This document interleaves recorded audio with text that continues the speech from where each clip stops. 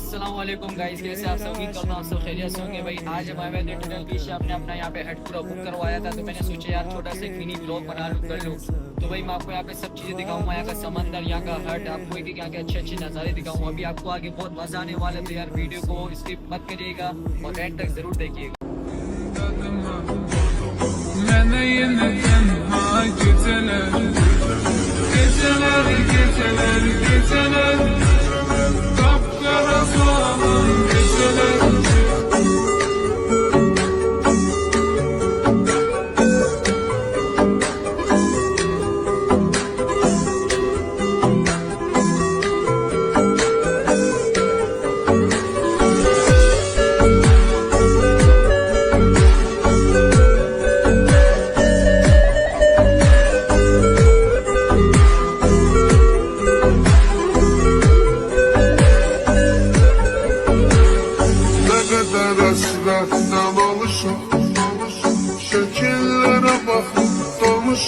Dark FB Music.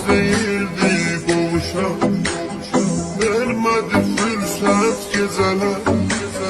Ne kadar esnetten olmuşam, şekillere bakıp danışam. Çok isteyirdik olmuşam, vermedi fırsat geceler. Geceler, geceler, geceler. Kapkara zulmet geceler. Ah ne kadar ben kalacağım, yarıma hasret geceler. Geceler, geceler, geceler. Kapkara zulmet geceler. Ah ne kadar ben kalacağım, yarıma hasret geceler.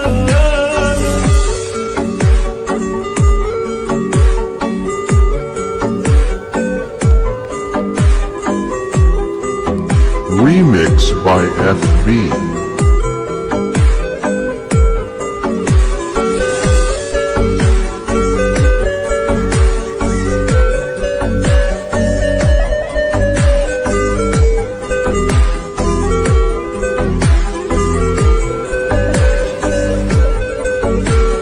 Yok daha düşmeye halim, ne kadar hasrette kalım.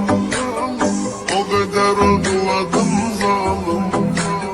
Sana göre elbet gezeler. Yok daha düşmeye halim, ne kadar esrette kalım. O kadar ağladım zalim. Sana göre elbet geceler. Geceler, geceler, geceler. Kapkara zulmet geceler. Ah ne kadar ben kalacağım, yarıma hasret